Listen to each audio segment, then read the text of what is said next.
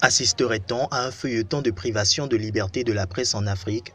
Après le Bénin où 3 médias proches de l'opposition avaient été suspendus fin novembre début décembre avant d'être à nouveau autorisés à émettre fin janvier par l'autorité de régulation de l'audiovisuel béninoise, c'est maintenant au Togo voisin que la scène semble se répéter. La haute autorité de l'audiovisuel au Togo a retiré lundi les fréquences de 2 médias privés, LCF et Radio City FM, qui émettent depuis 10 ans. Selon l'institution, ces organes appartenant au groupe Sud Média n'auraient pas rempli les formalités préalables d'autorisation, situation difficile à vivre pour le personnel.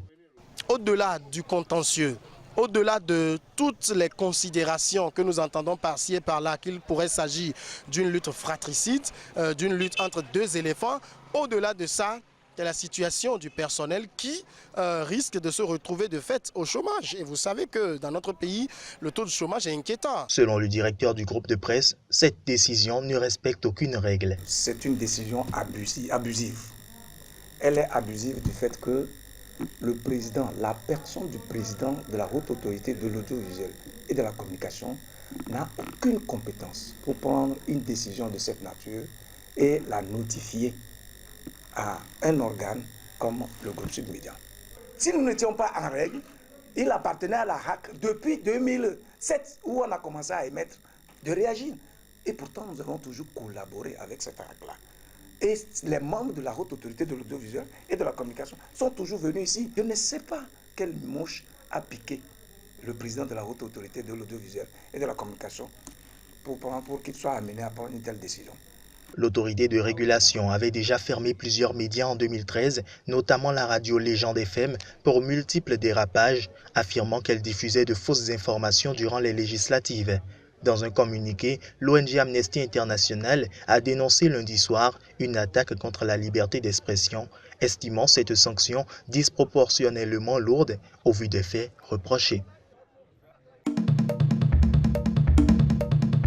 Le gouvernement tient ici à dire quand même qu'il condamne et qu'il déplore ces formes violentes de revendication. C'est une attitude malheureusement récurrente ces derniers temps et le gouvernement a évidemment immédiatement entamé les discussions avec les soldats concernés. Mais malheureusement, ce type de revendication risque d'amenuiser les ressources de l'État. Ce type de revendication risque de donner moins de possibilités à l'État de traiter les questions qui lui sont posées. Le processus électoral ayant mené à sa victoire a beau avoir été taxé de corruption et manipulation, de nombreux Somaliens ont fêté son élection mercredi soir dans la capitale somalienne. Mohamed Abdoulaye Mohamed est élu mercredi à la présidence de son pays. Aujourd'hui est un jour historique. Je suis très heureux. Ce jour est inoubliable parce que nous avons traduit la volonté du peuple somalien dans les faits. Nous avons provoqué le changement que tout le peuple souhaitait. Surnommé Farmajo, qui signifie fromage, Mohamed Abdoulaye Mohamed est un ancien premier ministre et diplomate qui a promis de lutter contre la corruption et l'extrémisme islamiste, gangrénant ce pays en lambeaux de la Corne de l'Afrique.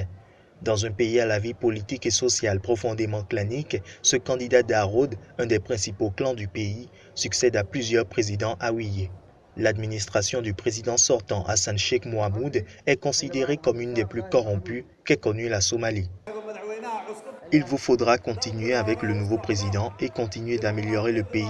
La démocratie doit aller de l'avant. Longue vie à la Somalie, longue vie à la Somalie, longue vie à la Somalie. Né en 1962 d'une famille issue de la région de Gédo, dans le sud du pays, cet homme est réputé populaire dans les rues de Mogadiscio. De son bref passage au poste de Premier ministre à 8 mois en 2010 et 2011, la population se souvient surtout d'un homme ayant créé une commission anticorruption, introduit des salaires mensuels pour les soldats, visité régulièrement des camps de déplacés et interdit tout voyage non essentiel à l'étranger pour les membres du gouvernement. Sur sa page Facebook, le nouveau président, qui hérite d'un pays miné par 3 décennies de chaos et de violence qu'ont fui des centaines de milliers de Somaliens, assure que la priorité de son parti est le rapatriement de la diaspora somalienne afin d'aider au processus de reconstruction post-conflit de la Somalie.